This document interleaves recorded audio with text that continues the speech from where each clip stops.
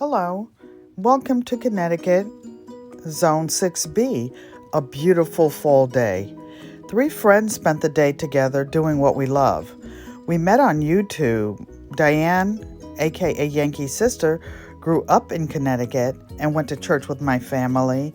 Lorraine T. and I met on Lady Cheryl's channel. She grew up in Connecticut. We exchanged gifts, flowers and rosemary from Lorraine's garden.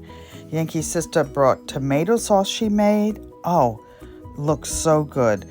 I made veggie chicken soup with homemade bone broth and cornbread fresh from scratch. Diana's on the left. Lorraine is on the right in the photos. We had so much fun. They're both grandmothers, so they will be passing these traditions on through the family. Lorraine's quilt is blue and white. Yankee's sister's is various shades of purple. Oh, did we laugh. Oh, we had so much fun. We didn't even have time to eat. They had to take it home because we were too busy chatting it up. These are some of the vegetables that were in the soup. Everything was homemade, even the bone broth. Was that skillet cornbread and that cast iron skillet good?